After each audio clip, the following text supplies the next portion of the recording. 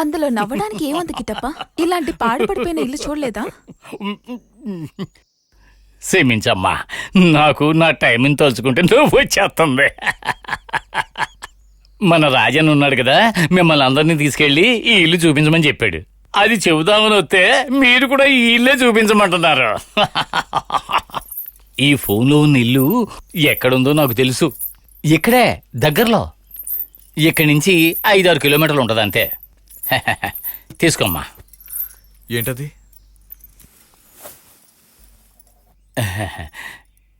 ఇంకా తమాషా ఏంటంటే మా యజమాని గారు అమ్మగారు చనిపోయారు.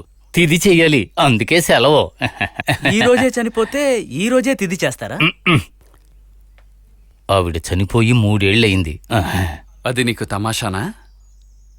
అయ్యయ్యో, నేను అలా చెప్పలేదయ్యా. రాజన్న మీ అందరినీ ఆ ఇంటికి తీసుకెళ్ళమని చెప్పాడు.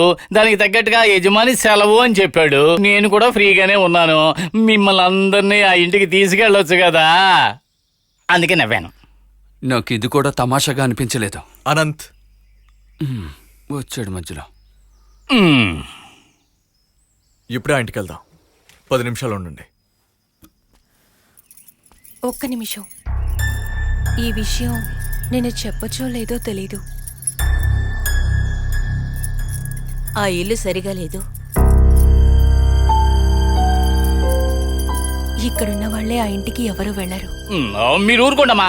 ఏం సరిలేదు? నేను రోజు ఆధార్లోనే వెళ్తూ ఉంటాను. అంతా సరిగ్గానే ఉంది. చూడు, అక్కడ వంట చేసి ఇక్కడికి తీసుకొచ్చి వడ్డించాలి. ఇల్లు సరిగ్గా లేదంట. మీరేం కంగారు పడకండి. అలాంటి ఇంటిని ఎలా బాగు చేయాలో నాకు బాగా తెలుసు. ఎనీవేస్, ఈ విషయం చెప్పినందుకు చాలా thanks. Okay guys, let's go. Come on, dress change చేసుకోవా? లేదు సూర్య, మీరు వెళ్ళండి. నాకు పొద్దునుంచి తలనొప్పిగా ఉంది. ఒకదానివే ఉంటావా ఇక్కడ?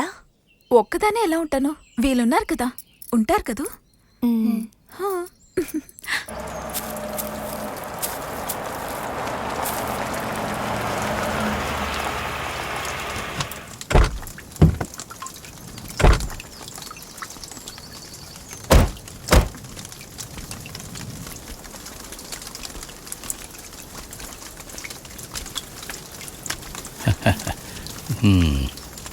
నేను ఈ ఇంట్లోకి వెళ్ళి ఎప్పుడు చూడలేదు.